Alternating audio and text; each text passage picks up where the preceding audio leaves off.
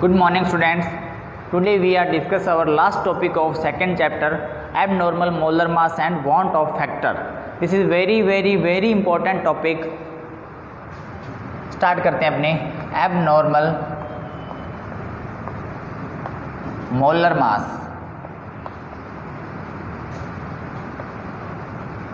and want of factor.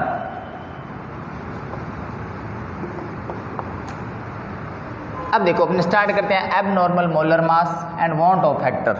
इससे पहले अपने जो भी कोलिगेटिव प्रॉपर्टी स्टडी की थी वो 4 टाइप की कोलिगेटिव प्रॉपर्टी अपने उनको फॉर्मूले जो लास्ट फॉर्मूले जो अपने डिस्कस किए थे उसको नोट डाउन करते हैं। और वो फॉर्मूला ये था, सबसे पहले अपने बात करते हैं relative lowering of vapour pressure. और relative lowering of vapour pressure का जो फॉर्मूला था वो ये था, अगर आपको ध्यान है तो, डेल्टा पी अपॉन में पी नोट ए। यहाँ पे P naught A minus P A था, बट मैं इसको डेल्टा पी लिख रहा हूँ, is equal to W B M B into M A upon में डब्ल्यू ए, ये फॉर्मूला था। अगर मैं बात करता हूँ एलिवेशन ऑफ बॉइलिंग पॉइंट की, तो उसका फॉर्मूला था delta T B is equal to K B into W B into 1000 upon में M B into W A. अगर मैं बात करूं डिफ्यूजन इन फ्रीजिंग पॉइंट का, तो उसका फॉर्मूला था delta T F is equal to K F into W B into 1000 upon में M B into W A. अगर मैं लास्ट टॉपिक जो उन्होंने डिस्कस किया था ऑस्मोटिक प्रेशर का, उसका फॉर्मूला अगर मैं आप यहाँ अगर अपने लिखें तो उसका फॉर्मूला क्या था, अगर आपको याद है तो थोड़ा सोचो, क्योंकि देखो सिर्फ अकेले टीचर के कराने से तो क्या होता है, खुद को भी तो पढ़ना होता है। तो उसका फॉर्मूला था, याद आ रहा है तो, W B into R T upon में एम बी इंटू वी। ये अपने चारों फॉर्मूले थे, ठीक है। और इन्हीं 4 फॉर्मूले से अपने न्यूमेरिकल डिस्कस करेंगे। और अब ये जो फॉर्मूले थे इसको मैं अपने सबसे लास्ट में कोलिगेटिव प्रॉपर्टी के अंदर मैंने आपको ये बताया था कि अपने एम बी की वैल्यू जो डिफाइन करनी होती है या कैलकुलेट करनी होती है, इसके लिए मैं इन फॉर्मूलों को थोड़ा चेंज कर रहा हूँ। और चेंज क्या कर रहा हूँ, एम बी की वैल्यू लिखते हैं अपने यहाँ पे, एम बी यहाँ पे डेल्टा पी अपॉन में पी नोट ए आ जाएगा, और यहाँ पर क्या आ जाएगा एम बी, और यहाँ पर क्या आ जाएगा डेल्टा टी बी, और यहाँ पे आ जाएगा डेल्टा टी एफ, और यहाँ पर क्या आ जाएगा एम बी, और यहाँ पर पाई और एम बी को अपने चेंज कर देंगे, एम बी और यहाँ पे क्या आ जाएगा पाई। तो ये जो फॉर्मूले थे चारों के चारों वो ये हैं।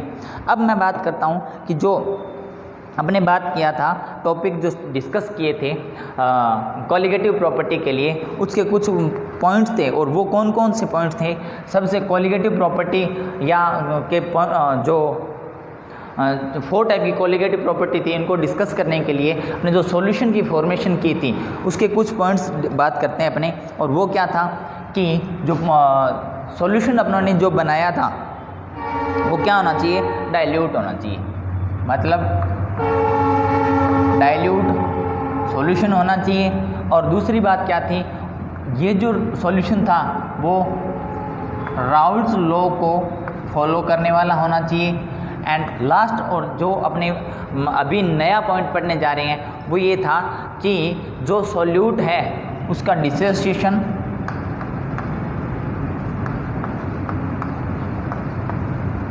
एंड एसोसिएशन नहीं होना चाहिए। क्या नहीं होना चाहिए, डिसोसिएशन एंड एसोसिएशन उसका नहीं होना चाहिए। अब देखो अपने ये जो नए वर्ड आए हैं डिसोसिएशन एंड एसोसिएशन, इसकी बात करते हैं, इनको अलग रखते हैं। ये काम आएंगे, जब तक ये टॉपिक चलेगा तब तक ये इनको यूज करना है अपनों ने। तो अपने बात करते हैं डिसोसिएशन ऑफ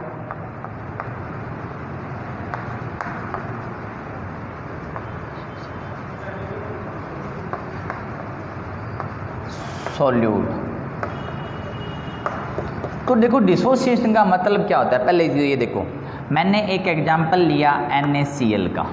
NaCl एक कोई सॉल्यूट है। NaCl को जब मैं किसी वाटर के अंदर अगर सोल्यूबल करता हूँ, तो अगर वो NaCl है वो अपने आयंस में डिवाइड हो जाए, तो अब देखो ये एक पार्टिकल था, ये क्या था, एक पार्टिकल, या आपने इसको ये मान सकते हैं ये 1 मोल था। क्या था, 1 मोल। और जब इसका डिसोसिएशन हो गया तो जो प्रोडक्ट की फॉर्मेशन हुई, ये भी 1 मोल है, ये भी 1 मोल है, तो प्रोडक्ट के टोटल कितने मोल अपने को मिले, 2 मोल्स मिले। या तो यहाँ पे मोल्स वर्ड यूज कर लो, या आप ये वर्ड यूज कर सकते हो 1 पार्टिकल। मतलब जो 1 पार्टिकल था वो डिसोसिएट होकर 2 पार्टिकल में डिवाइड हो गया। तो यहाँ पर जो प्रोडक्ट के पार्टिकल हैं वो कितने मिले अपने को, 2 पार्टिकल। क्लियर। अगर मैं इसके लिए इनमें से जो अपनी कॉलिगेटिव प्रॉपर्टी है उसका किसी एक का फॉर्मूला लिखूं, जैसे एग्जांपल की बात करते हैं अपने MB KB into WB into 1000 upon में डेल्टा TB इंटू WA। ये जो है मोलर मास, ये मोलर मास डिस्कस किया अपनों ने किसके लिए, सॉल्यूट के लिए। और ये मोलर मास है नॉर्मल, कौन सा है, नॉर्मल, नॉर्मल मोलर मास है। अब देखो आपको ये भी पता है कि कॉलिगेटिव प्रॉपर्टी जो होती है वो नंबर ऑफ सॉल्यूट पार्टिकल पर डिपेंड करती है। किस पर डिपेंड करती है, नंबर ऑफ सॉल्यूट पार्टिकल्स पर। और सॉल्यूट पार्टिकल्स की नेचर पर डिपेंड नहीं करती, नंबर ऑफ सॉल्यूट पार्टिकल्स पर डिपेंड करती है। तो यहाँ पे जो सॉल्यूट पार्टिकल था वो कितना था, 1 था। और यहाँ पर एक पार्टिकल डिवाइड होकर कितने पार्टिकल में कन्वर्ट हो गया, 2 पार्टिकल्स में कन्वर्ट हो गया। अगर अपने को जो सॉल्यूट है वो 1 पार्टिकल टू 2 पार्टिकल कन्वर्ट हो जाता है, तो यहाँ पर जो कॉलिगेटिव प्रॉपर्टी है उसका डाटा भी चेंज हो जाएगा। तो देखो कॉलिगेटिव प्रॉपर्टी क्या होगा, यहाँ पर अगर मैं बात करता हूँ अपने इसी का बात करें, यहाँ पे तो डेल्टा TB है, बट यहाँ पे इसके लिए 2 डेल्टा TB हो जाएगा। तो इसको किससे मल्टीप्लाई कर सकते हैं अपने, 2 टाइम्स क्या हो जाएगा, ये जो अगर इन दोनों का कंपैरिजन करें तो यहाँ पर जब अपने प्रोडक्ट की फॉर्मेशन हुई और प्रोडक्ट के कितने पार्टिकल्स मिले अपने को, 2 पार्टिकल्स। तो अगर मैं इसका और इसका कंपैरिजन करूं तो ये जो 2 टाइम्स एक्स्ट्रा है, डेल्टा TB की वैल्यू है वो क्या मिलेगी अपने को, 2 टाइम एक्स्ट्रा मिलेगी।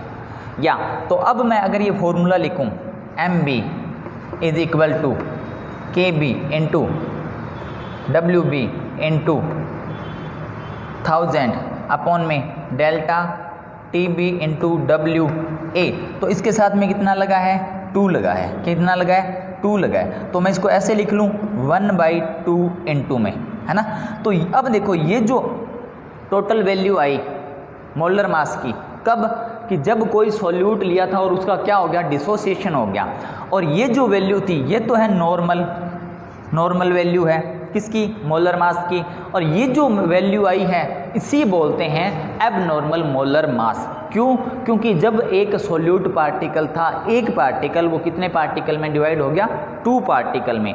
तो डिसोसिएशन या एसोसिएशन से जो मोलर मास अपने काउंट करेंगे उसे बोलते हैं अपने एबनॉर्मल मोलर मासेस। तो देखो अब ये जो है ये क्या हो गया, पहले के कंपैरिजन में 1/2 हो गया, मतलब हाफ हो गया। अगर यहाँ पर मैं बात करूँ इसका मोलर मास अपने को मिलता है 100। एग्जाम्पल सपोज दैट इसका मोलर मास जो टोटल कैलकुलेशन किया और आंसर कितना आया 100।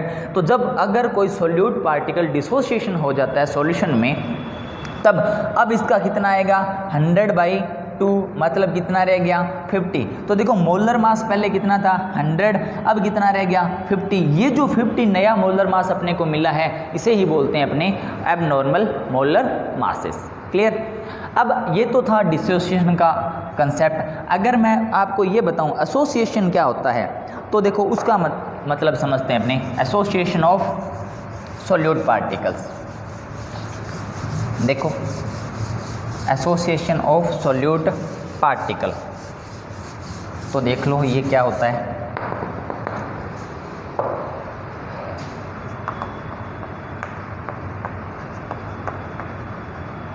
डिसोसिएशन का मतलब था डिवाइड होना, और एसोसिएशन का जो मतलब होता है, जो मीन होता है, वो होता है ऐड होना। तो इसके लिए देखो मैं क्या कर सकता हूँ, इसके लिए मैंने फॉर्मिक अम्ल HCOOH या एसिटिक अम्ल CH3COOH या C6H5COOH, फॉर्मिक अम्ल, एसिटिक अम्ल और बेंजोइक अम्ल, ये मैंने लिए और इसको मैंने बेंजीन में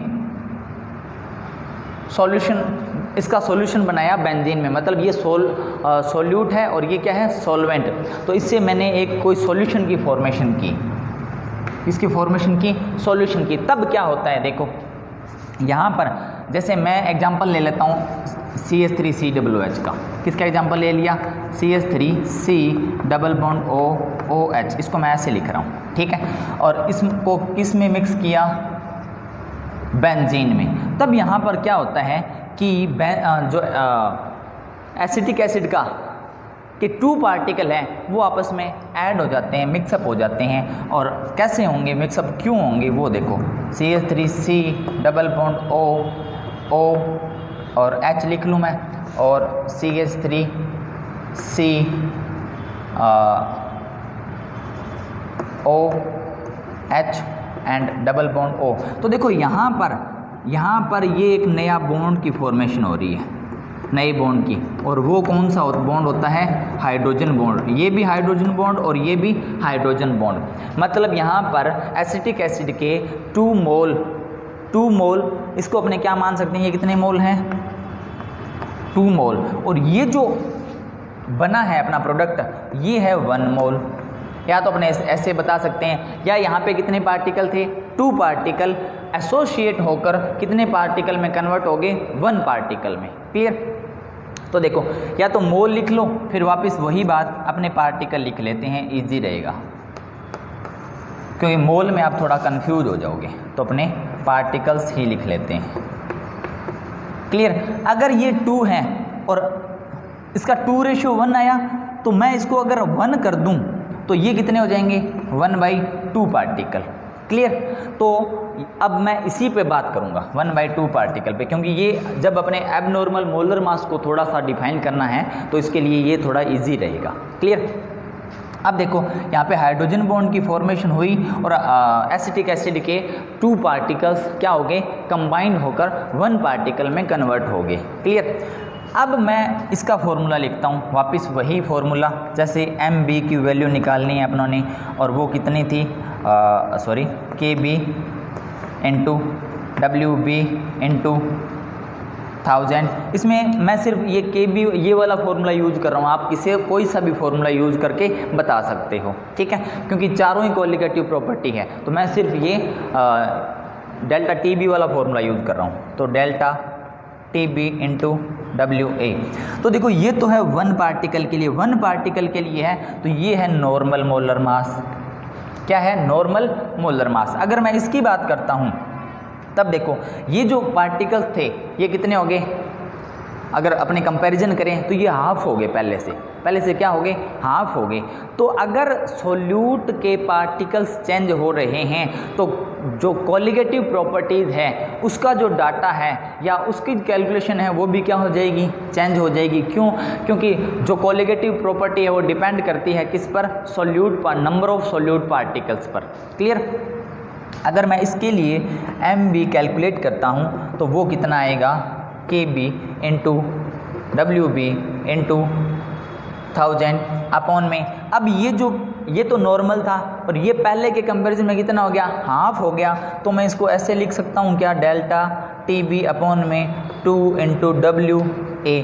अब मैं इस 2 को अगर मैं इंटू में कर दूं तो यहाँ ले जा सकता हूँ, ये आप जानते हो मैथमेटिक्स के रूल हैं। तो देखो ये जो इतना था वो क्या था, नॉर्मल मोलर मास, और नॉर्मल मोलर मास पहले के कंपैरिजन में कितना हो गया, 2 टाइम्स एक्स्ट्रा हो गया। तो अगर मैं ये बताता हूँ कि यहाँ पर नॉर्मल मोलर मास अपने को अगर 100 काउंट कर रहे थे तो यहाँ पे कितना काउंट करेंगे, 100 इंटू 2 इज इक्वल टू 200। अब ये जो मोलर मास है इसको बोलते हैं एबनॉर्मल मोलर मास। और ये क्यों हुआ, इसका रीजन क्या था कि जो सॉल्यूट के पार्टिकल थे उसका क्या हो गया, एसोसिएशन हो गया।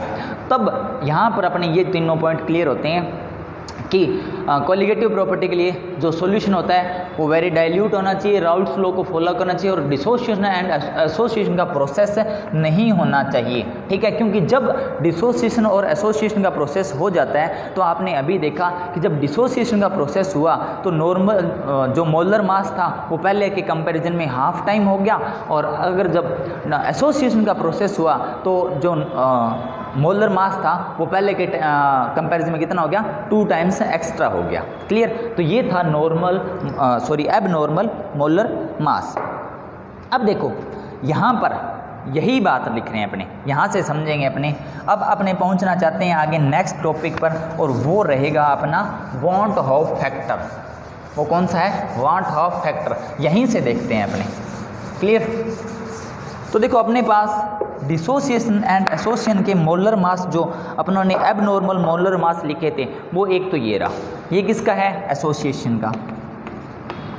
ठीक है, अगर मैं डिसोसिएशन का मोलर मास लिखूं वापस वही, और उससे अपने पहुंचेंगे वांट ऑफ फैक्टर पर, तो सारी चीज़ें कंटिन्यू चलेंगी, एक दूसरे से सारी चीज़ें जुड़ी हुई हैं। क्लियर, देखो KB into WB into 1000 upon में डेल्टा TB इंटू WA। यहाँ पे 1/2 था, मैं इसको इधर लिख रहा हूँ थोड़ा इजी करने के लिए। ठीक है, तो अब ये जो है ये मोलर मास, ये क्या है, एबनॉर्मल, और ये भी मोलर मास है, ये भी क्या है, एबनॉर्मल मोलर मास। तो अगर मैं एबनॉर्मल मोलर मास को यहाँ पर इसको साफ करते हैं, जगह चाहिए मेरे को।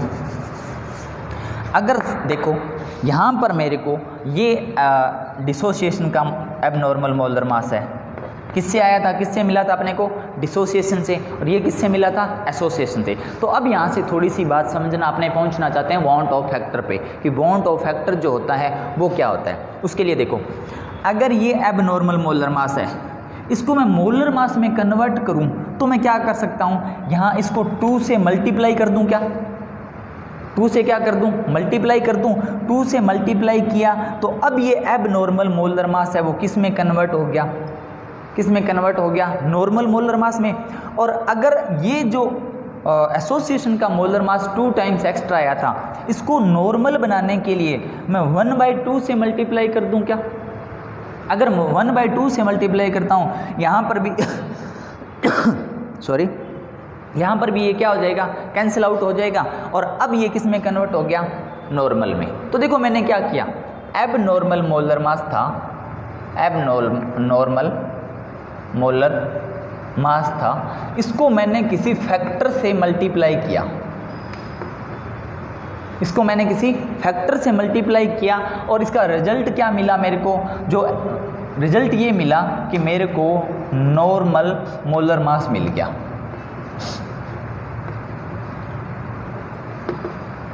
दोबारा से समझो, एबनॉर्मल मोलर मास था, इसको मोलर मास में कन्वर्ट करने के लिए मैंने किसी वैल्यू से क्या किया, मल्टीप्लाई किया। ये भी एबनॉर्मल मोलर मास था, इसको भी मैंने क्या किया, नॉर्मल मोलर मास में कन्वर्ट करने के लिए किसी फैक्टर से या किसी वैल्यू से क्या किया, मल्टीप्लाई किया। तो अब एबनॉर्मल मोलर मास को किसी फैक्टर से मल्टीप्लाई करने के बाद में मेरे को क्या मिला, नॉर्मल मोलर मास। तो ये जो फैक्टर होता है ना, it's called as van't Hoff factor. Clear, अब इसका अपने फॉर्मूला देखते हैं, want Hoff factor.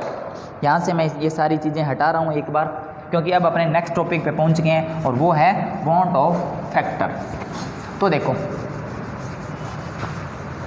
Want Hoff factor जो होता है उसको अपने आयोटा से शो करते हैं। ये है आयोटा, क्या चीज़ है ये, आयोटा है ये। ठीक है, इससे अपने किससे एक्सप्लेन करते हैं या किससे अपने इसको शो करते हैं, आयोटा से। अब देखो यहाँ पर ये आप ये मानो कि मोलर मासेस थे, कौन से, एबनॉर्मल वाले। कौन से थे? एबनॉर्मल मोलर मास था। क्लियर। इसको अगर मैं आयोटा से मल्टीप्लाई कर दूं तो ये नॉर्मल में आ जाएगा, इसको भी मैं किससे मल्टीप्लाई कर दूं? आयोटा में, तब भी ये किस में आ जाएगा? नॉर्मल में। और इसको भी आयोटा से मल्टीप्लाई कर दूं, ये भी नॉर्मल हो गया और ये भी क्या हो गया? नॉर्मल हो गया। तो अपने नॉर्मल मोलर मास को कैलकुलेट करने के लिए मेरे को किससे मल्टीप्लाई करना पड़ा? आयोटा से। और आयोटा क्या है? Want Hoff factor. क्लियर। अगर मैं इसका फॉर्मूला लिखता हूं आयोटा का, तो यहाँ पे अपने मेरे को दो तीन फॉर्मूले डिस्कस करने पड़ेंगे और वो क्या रहेंगे? देखो, वो रहेगा iota is equal to, formula लिखने जा रहा हूँ मैं, और फॉर्मूला ये है देखो, observed value of colligative property. ठीक है, शॉर्ट में लिख रहा हूँ मैं, मेरे को बोर्ड में काफ़ी सारी जगह चाहिए तो मैं पूरा नहीं जाऊँगा, क्योंकि ये आज का ये जो अपना लेक्चर है ये आप ये मानो लगभग 45-50 मिनट तक पहुँच जाएगा। ठीक है, तो मैं थोड़ा शॉर्ट में चलूँगा। Observed value of colligative property upon में कैलकुलेटेड वैल्यू ऑफ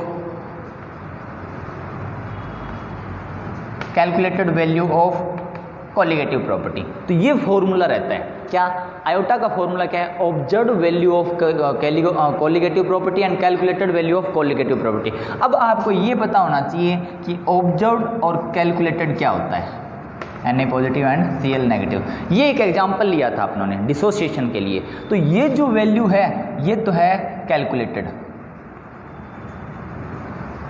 क्या है ये? कैलकुलेटेड। और ये जो वैल्यू है ये है ऑब्जर्व्ड। कौन सी वैल्यू है? Observed value. क्लियर। कैलकुलेटेड कौन सी है? ये। और ऑब्जर्व्ड कौन सी है? ये। अब अगर मैं इसका एक फॉर्मूला और लिखना चाहूं आयोटा का, तो मैं ऐसे लिख सकता हूं क्या?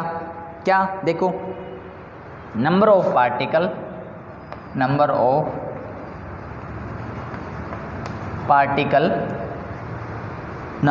पार्टिकल आफ्टर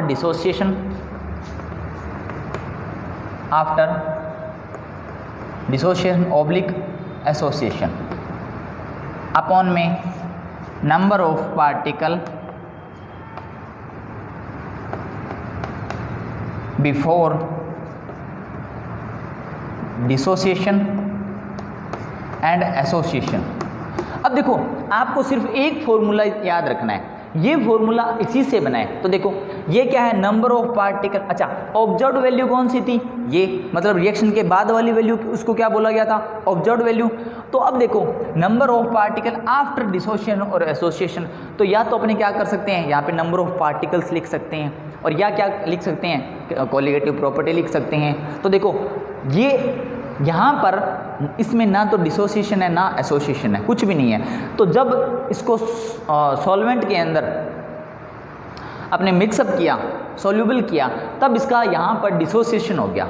तो ये क्या है? ये कौन सी वैल्यू है? Observed value. तो अपने ऑब्जर्व्ड वैल्यू को ऊपर लिख रहे हैं, यहाँ पर अगर पार्टिकल से शो करना चाहते हैं तो number of particle after the dissociation, तो ये आफ्टर है, आफ्टर द डिसोसिएशन। एंड नीचे क्या लिखा हमने? Calculated value. कैलकुलेटेड कौन सी होती है? सब स्टार्टिंग वाली वैल्यू कैलकुलेटेड वैल्यू है। तो कैलकुलेटेड वैल्यू के लिए अपने क्या नोट कर सकते हैं? अपने number of particle before dissociation और एसोसिएशन, मतलब बिफोर डिसोसिएशन और एसोसिएशन। क्लियर। अब देखो, आपको ये पता है यहाँ पर ये सभी जो भी फॉर्मूले हैं, ये कोलिगेटिव प्रॉपर्टी है, ये कोलिगेटिव प्रॉपर्टी है, ये कोलिगेटिव प्रॉपर्टी, और ये भी क्या है? कोलिगेटिव प्रॉपर्टीज है। तो आपको ये पता है क्या कि molecular weight colligative property is inversely proportional होता है। ऐसे लिख सकता हूँ अपने इसको कि molecular weight inversely proportional to colligative property, क्योंकि यहाँ पे सभी जितने भी फॉर्मूलाज हैं, ये भी मॉलिक्यूलर वेट है, मॉलिक्यूलर वेट, और ये भी मॉलिक्यूलर वेट या मॉलिक्यूलर मास बोल सकते हो, वेट या मास एक ही बात होती है। ये कोलिगेटिव, ये सभी में जो रिलेशन है वो यही तो है। तो अगर मैं इसको चेंज करना चाहूँ किसके बिहेव पे, अगर मैं इसको ऑन द बेसिस ऑफ ये जो फॉर्मूला है आयोटा का, इसको अगर मैं on the basis of molecular weight या मॉलिक्यूलर मास से अगर शो करना चाहूँ, तब मैं क्या लिख सकता हूँ? तब मैं इसको थोड़ा सा चेंज करेंगे अपने। देखो, यहाँ पर ऊपर लिखा है अपनों ने ऑब्जर्व्ड, और अगर मॉलिक्यूलर वेट से या मॉलिक्यूलर जो मास है उससे शो करें, तब ये क्या हो जाएगा, उल्टा हो जाएगा। तो मैं क्या लिख सकता हूँ,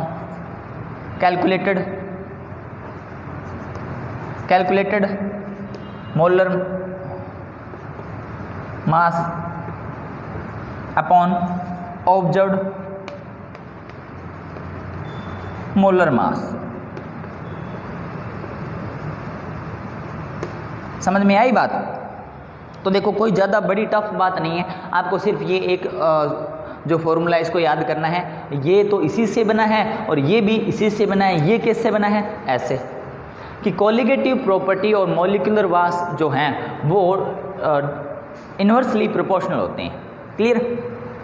अब देखो, अब यहाँ पर एक रिलेशन पढ़ेंगे अपने, और वो रिलेशन क्या रहेगा। अच्छा, यहाँ पर मैं एक कुछ बात बता देता हूँ। यहाँ पर जो ऑब्जर्व्ड वैल्यू है इसके लिए देखो, number of particle after dissociation और एसोसिएशन, यहाँ पर पार्टिकल था 1 और यहाँ पे कितने आ गए 2। अगर मैं CaCl2 की बात करता हूँ, ये कन्वर्ट हो जाता है Ca+2 में और 2Cl नेगेटिव में। यहाँ पे टोटल पार्टिकल कितने आ गए 3। तो आफ्टर डिसोसिएशन में कितने पार्टिकल मिले अपने को 3।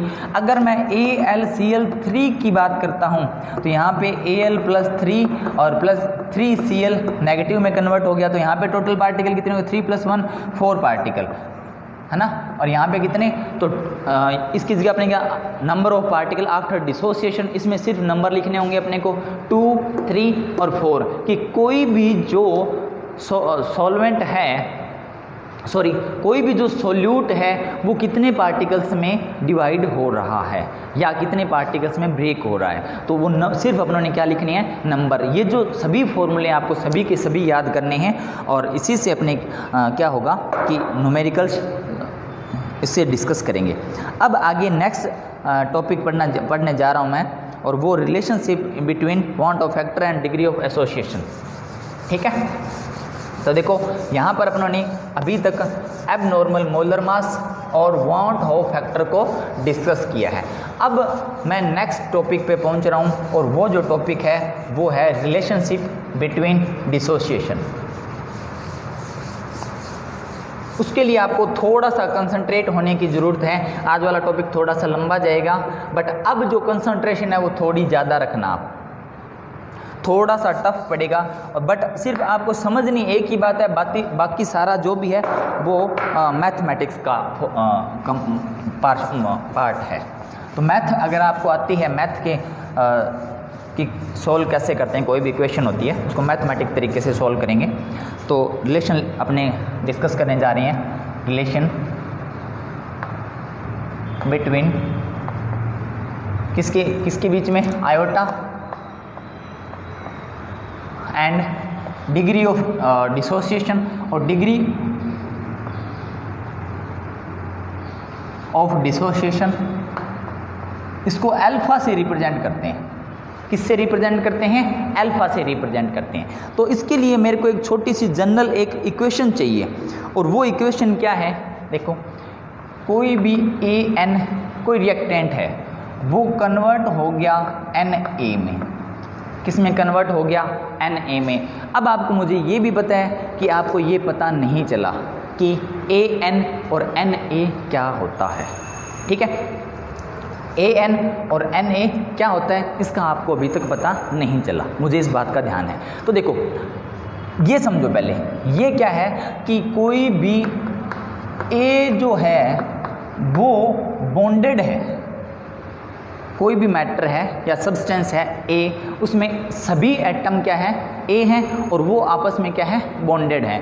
तो A और N है उसको अपने ऐसे लिख सकते हैं, और यहाँ पर ये क्या हुआ, Na हो गया। तो देखो आपको अपने पढ़ने क्या जा रही है, number of degree of dissociation, और बॉन्ड ऑफ फैक्टर में क्या पढ़ रहे हैं, अपने रिलेशन पढ़ रहे हैं। इसका मतलब ये होता है कि जो भी कोई सब्सटेंस था या मैटर था उसके अंदर बॉन्डेड थे, वो सब एक दूसरे से मिले हुए थे अच्छे से, तो वो क्या होगी, अलग अलग हो गए। मतलब बॉन्ड उनके बीच में क्या हो गया, ब्रेक हो गया, और इसका क्या हो गया, डिसोसिएशन हो गया।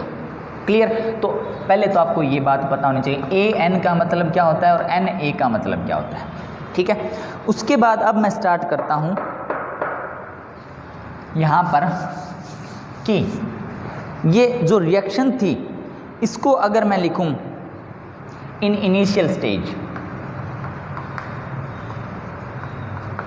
स्टेज, ये 1 मोल है, या इसका पार्टिकल क्या है, मोल अपने नहीं लगाएंगे, मोल कुछ नहीं लिखेंगे, ये इसका 1 पार्टिकल है और इनिशियल स्टेज में इसका डिसोसिएशन हुआ ही नहीं अभी तक, ठीक है।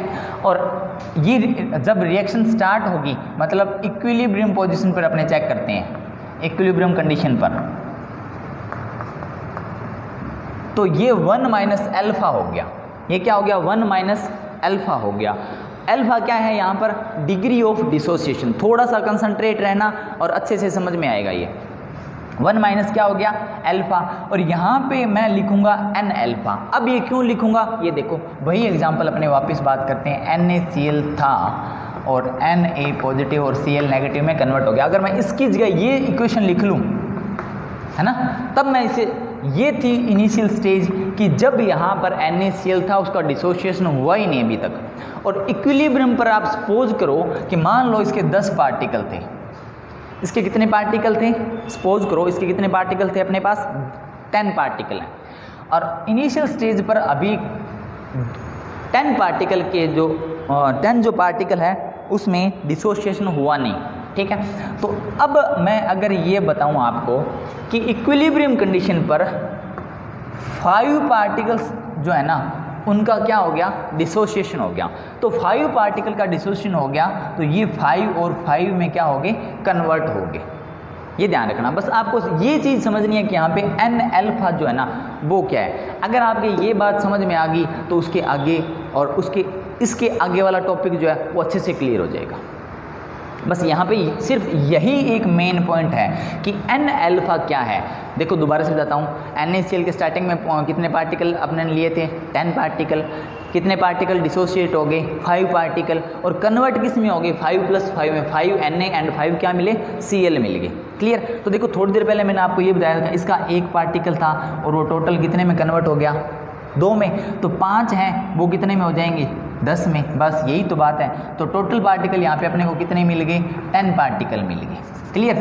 तो किसके, NaCl के 10 पार्टिकल थे, उसमें से अभी 5 पार्टिकल और अपने पास रिमेन्स हैं, वो उनको भी डिसोशिएट करेंगे, ठीक है।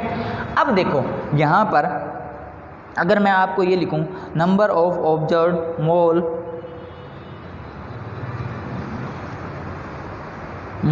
पहले लिखता हूँ, जैसे यहाँ पर अगर थ्योरेटिकल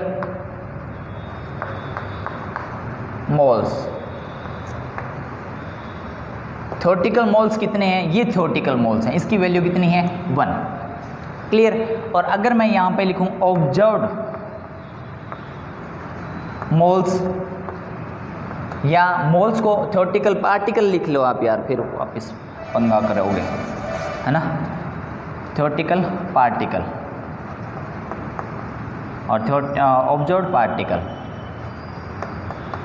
अब ऑब्जर्व्ड पार्टिकल जो है ना वो टोटल है, ये और ये, इनका क्या है, टोटल है। तो अपने क्या लिखेंगे, 1 minus alpha plus N alpha. तो देखो यहाँ पर अगर इससे अब इस एग्जांपल से समझें इसको, थ्योरेटिकल पार्टिकल यहाँ पे कितने थे, 10 थे। Clear.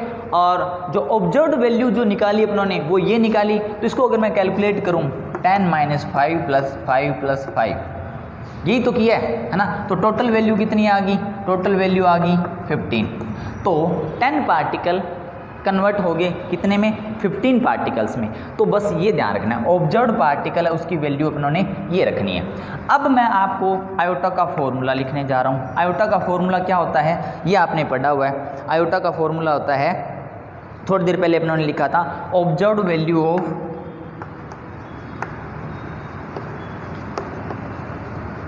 Observed value of colligative property and upon में क्या लिखा था अपने ने, कैलकुलेटेड वैल्यू ऑफ। तो ये जो थ्योरेटिकल है ये कैलकुलेटेड ही है। क्लियर। तो अगर मैं यहाँ पे ये वैल्यू पुट करूँ, कैलकुलेटेड वैल्यू कितनी है, सॉरी ऑब्जर्व्ड वैल्यू कितनी है, पहले ऑब्जर्व्ड वैल्यू लिखोगे 1 माइनस अल्फा प्लस में एन अल्फा, अपॉन में कैलकुलेटेड वैल्यू कितनी है, कैलकुलेटेड वैल्यू है 1। तो ये 1 अगर इसको इससे मल्टीप्लाई कर दूं तो ये वैल्यू ऐसी कैसी रह जाएगी, एक स्टेप मैं बीच में गायब कर रहा हूँ, ठीक है। और वो क्या गायब कर रहा हूँ, इस 1 को यहाँ पर क्या कर दिया मैंने, मल्टीप्लाई कर दिया, ये हट गया, ये हट गया, तो i इज इक्वल टू क्या आ गया, ये आ गया।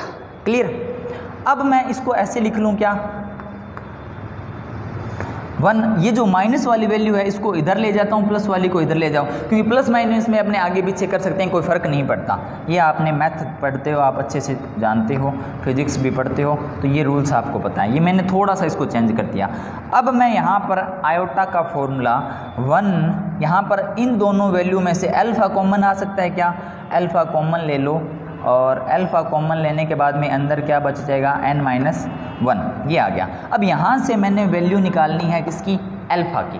किसकी वैल्यू निकालनी है, यहाँ से मैंने अल्फ़ा की वैल्यू निकालनी है। तो देखो अब मैं यहाँ से यहाँ लिख रहा हूँ डायरेक्ट, इसको लिखते हैं और 1 को इधर लेके जाते हैं। जब 1 को इधर लेके जाएंगे, ये प्लस का है माइनस का हो जाएगा, ये सारी चीज़ें आती है आपको बस।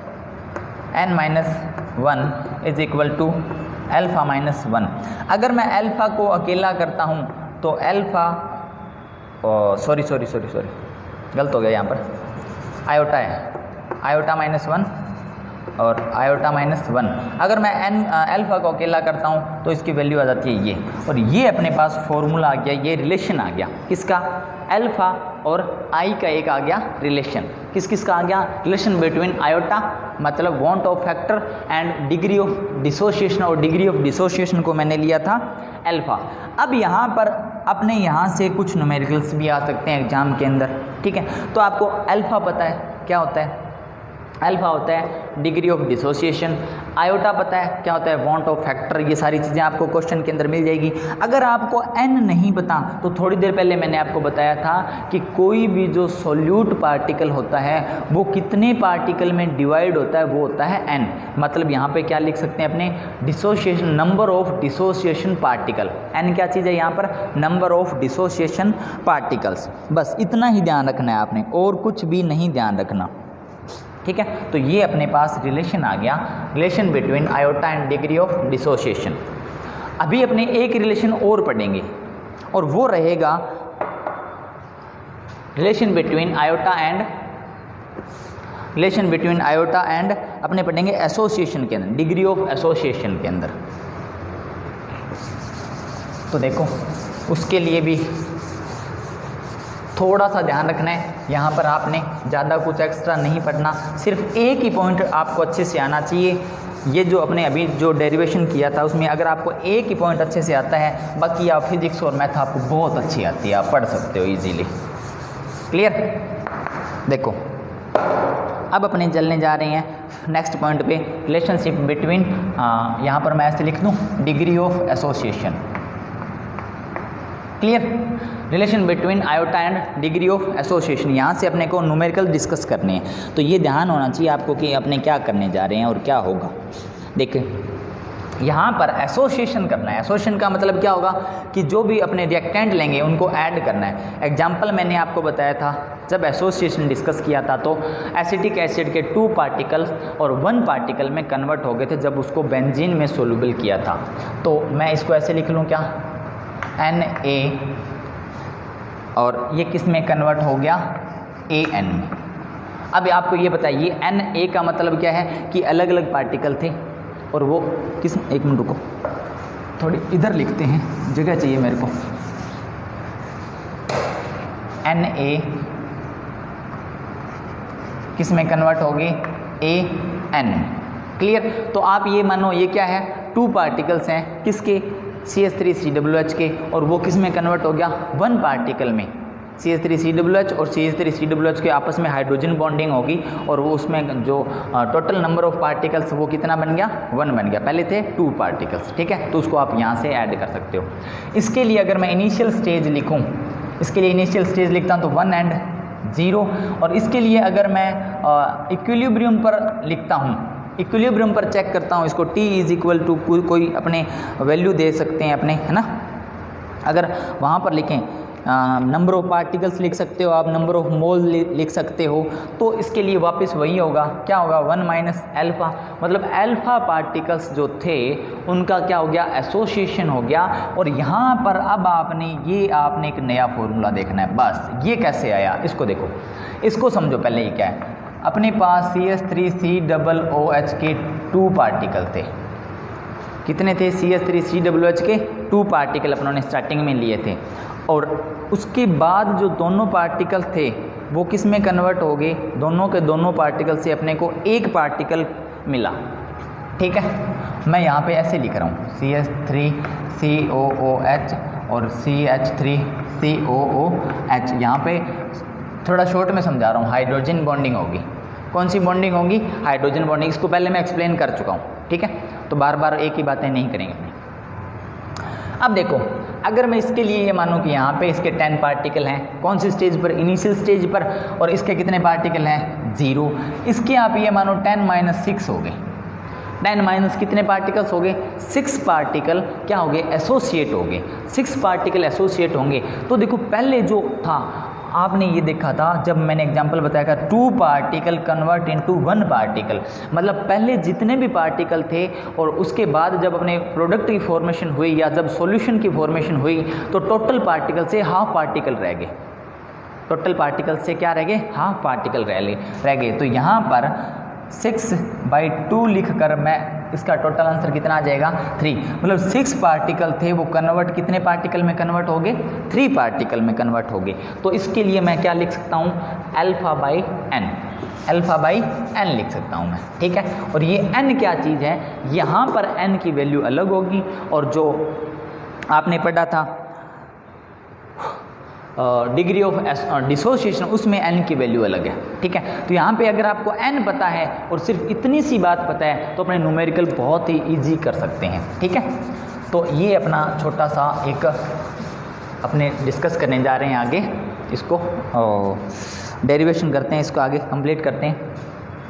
अब फिर आपने क्या लिखा था? अगर आपको याद है तो आपने लिखा था calculated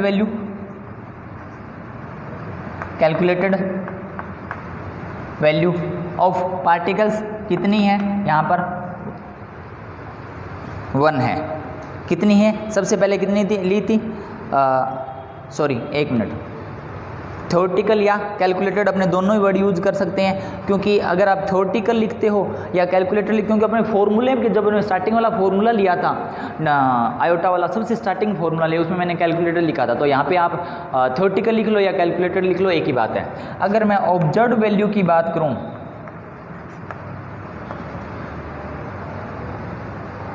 observed value of particles की बात करता हूं, तब यहाँ पे अपने को क्या मिलेगा? अपनों ने पहले ऐड किया था, इसको भी ऐड कर दो। 1 - α/n। आयोटा का फॉर्मूला अगर मैं लिखूं तो ऊपर अपने क्या लिखते हैं? ऑब्जर्व्ड वैल्यू, और अपॉन में कैलकुलेटेड वैल्यू। तो ऑब्जर्व्ड वैल्यू अपने पास क्या आई? 1 - α/n, और अपॉन में क्या आ गया? 1 आ गया। अब आयोटा, इस 1 को इधर मल्टीप्लाई कर देंगे तो अपने पास छोटी सी वैल्यू आ जाएगी, और वो सिर्फ इतनी रहेगी। इसको मैं यहीं लिख लेता हूँ, I = 1 - α/n। अब देखो अपनों ने, अब फिर जब पहले जैसे किया था वैसे ही करते हैं, माइनस को इधर ले जाते हैं, प्लस को इधर ले आते हैं, तो ये 1 + α/n माइनस अल्फा हो गया। अब इसमें से क्या कॉमन आ रहा है? इसमें से जो कॉमन आ रहा है वो लिख दो, 1 प्लस कॉमन आ गया, सॉरी कॉमन लेते हैं पहले, अल्फा कॉमन आ गया, 1/n माइनस 1 आ गया। इसको सोल्व करते हैं, 1 प्लस अल्फा ये इधर ही रहेगा, इसको अंदर अगर मैं सोल्व करूं ये आ जाएगा n, ये आ गया 1 माइनस n। क्लियर? तो अब अपने पास ये वैल्यू आ गई आयोटा। इसको अलग करते हैं, i को 1 को इधर लेके आते हैं, तो ये हो जाएगा क्या? Alpha 1 minus n/n is equal to iota minus 1। अगर मैं अल्फा को अकेला करता हूँ, तो आयोटा माइनस 1 अपॉन में, ये इनटू में ये कहाँ आ जाएगा? अपॉन में आ जाएगा, 1 माइनस n अपॉन में n। ये अपना फॉर्मूला आ गया। या इसको थोड़ा सा और अपने चेंज करना चाहें तो ये क्या है नीचे, और इसको अपने मल्टीप्लाई में लेके आ सकते हैं, इज इक्वल टू अपने क्या लिख सकते हैं? Iota minus 1 minus n into में n। ठीक है, तो ये जो अपने पास एक फॉर्मूला आ गया। अब ये जो n मैं जो लिखने जा रहा हूँ, इसकी वैल्यू क्या होती है? इसकी वैल्यू होती है कि जो एसोसिएशन होने वाले पार्टिकल्स हैं, कितने पार्टिकल्स एसोसिएट होकर वन पार्टिकल्स की फॉर्मेशन करते हैं, ठीक है। तो ये क्या है, number of particles of associate. Clear, ये अपना टॉपिक यहाँ पे होता है कंप्लीट, और अपना चैप्टर भी हो गया कंप्लीट। अपने इस पे एक लेक्चर और डिस्कस करेंगे, और वो जो लेक्चर रहेगा वो रहेगा न्यूमेरिकल्स का। किसका रहेगा, न्यूमेरिकल्स का लेक्चर रहेगा। और थोड़े बहुत अपने देखते हैं, थोड़ी सी प्रैक्टिस करते हैं। बाकी जो आप लोगों ने जितनी ज़्यादा प्रैक्टिस करोगे उतना ही बढ़िया रहेगा। कोई भी आप न्यूमेरिकल्स अगर खुद करना चाहें और अगर आपसे वो नहीं हो रहा तो आप मेरे को पर्सनली पूछ सकते हो। Thank you.